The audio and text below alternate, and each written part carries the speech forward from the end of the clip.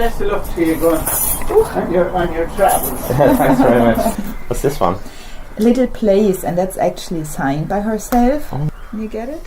1 second. Okay, so what's her name anyway? Maria Edgeworth. No, what's your name? Sorry, Janine. So, I'm here with Janine in the Mariah. I'm here with Janine in the Maria Edgeworth Centre in Edgeworthstown.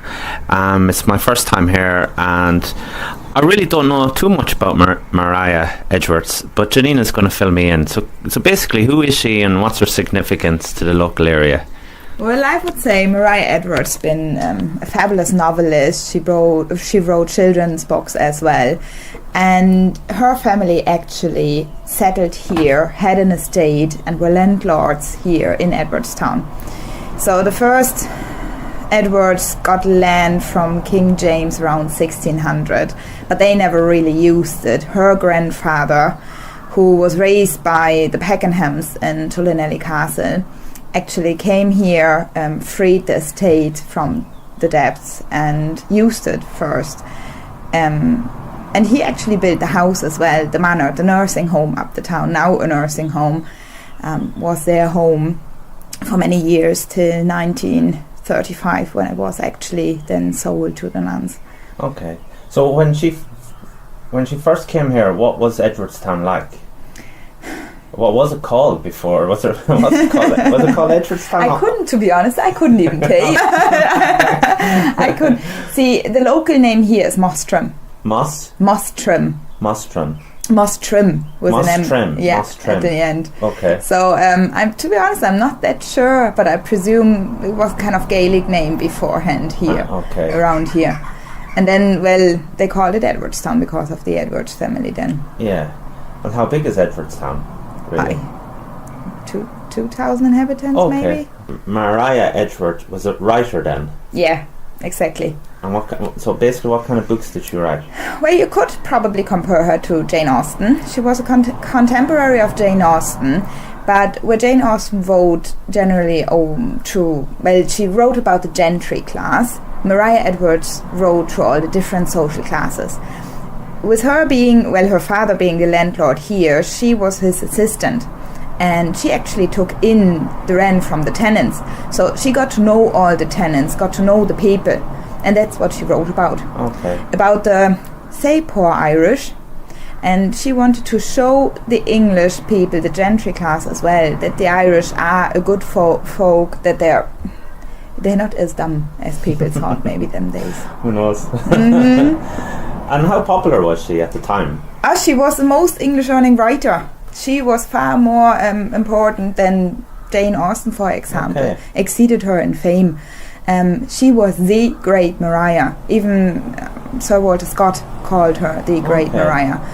He started writing because of her. So she, you could say, a bit of a feminist. Kind of touching on topics women weren't supposed to talk about. And had a bit of an unladylike tongue, say it like this. Okay, interesting. So how far did that popularity reach? Did she go to London and definitely. She was over there. She went to, she's been in England for a while in boarding school anyway. She was born over in England before she moved here when she was around 14. But England, France, she travelled through Europe as well. So she would have been quite famous over there. There are many books translated or used to be translated. I'm not sure if they are still published in all the different languages. And so she would have been around the time of the famine, is that right? Yeah, more or less before the famine. Maria was born in 1768.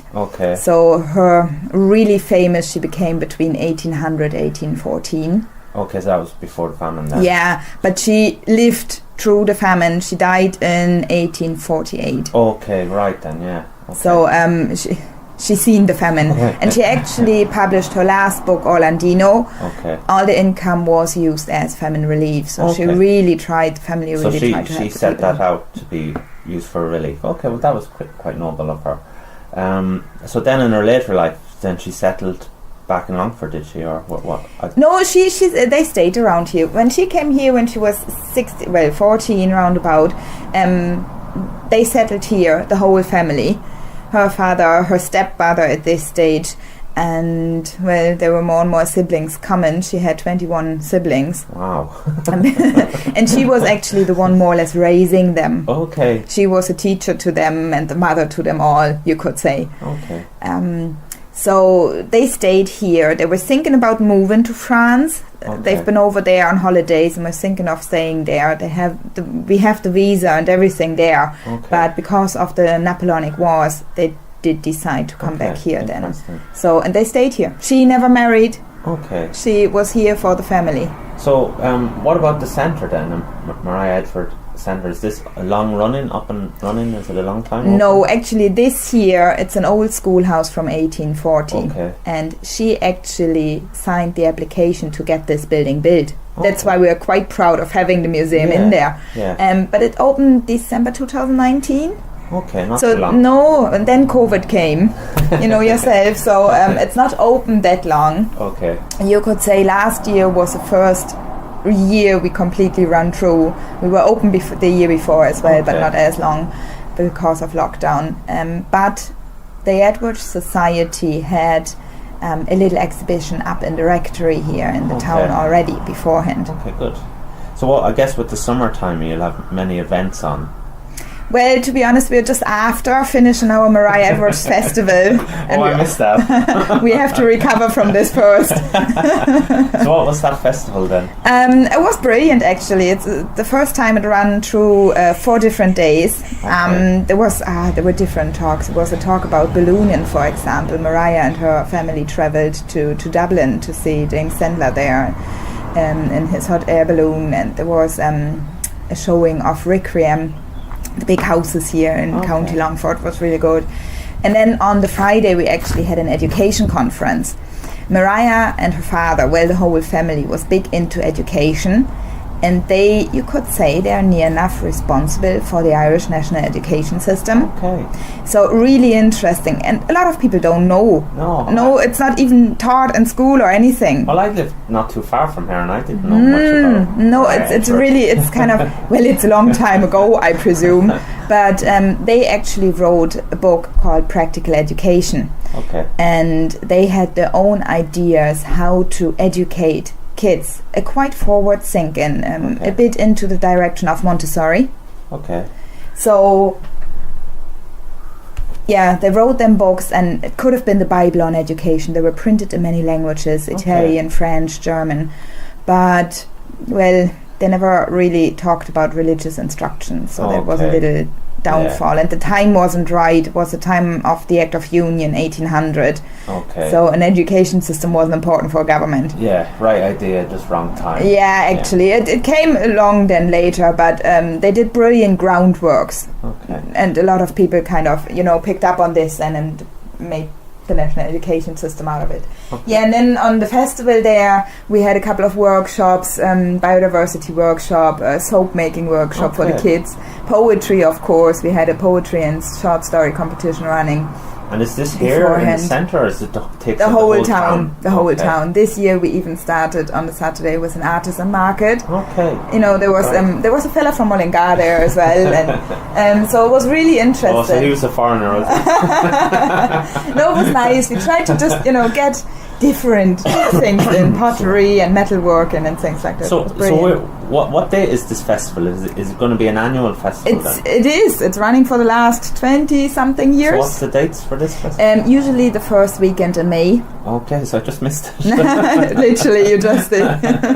Yeah, we kind of started a tea party as well over on the green outside, sitting there with bone china, having a cup of tea and everything. So is there lovely. Is there a revival then in our work? Or is it slow you to pick up? Or would be surprised how many people actually try to study her and her work. Okay. I mentioned the education conference there.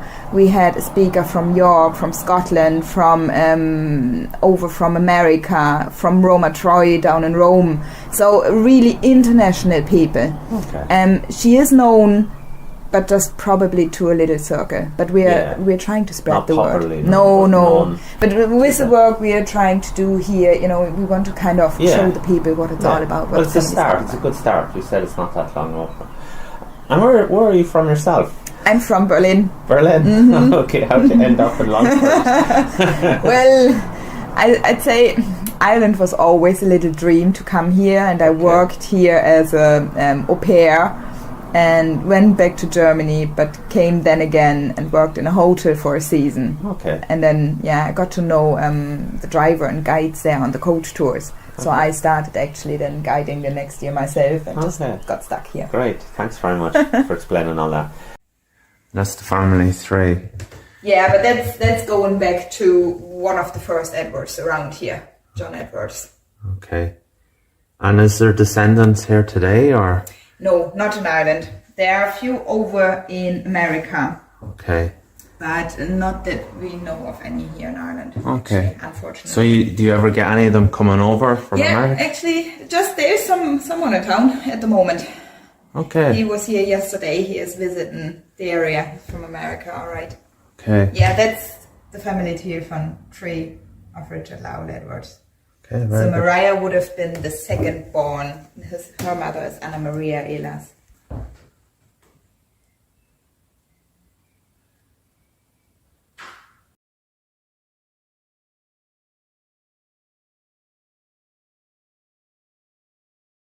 But there's the Edwards then. Yeah, exactly. Oh, that's kind of funny. So they're the descendants. Wow. Yeah. That's pretty cool. And did they know, they knew about all this, I suppose? Well, the Americans are big into the history and ancestors anyway. Yeah. And they are, Richard Lowell's first son, so Maria's brother actually, that went over to America, and he more or less founded a town over there. Okay. Snakestown, I don't know how they pronounce it. But Okay. so they would be big into the history. Yeah, they'd love that. Yeah. A town after their own namesake.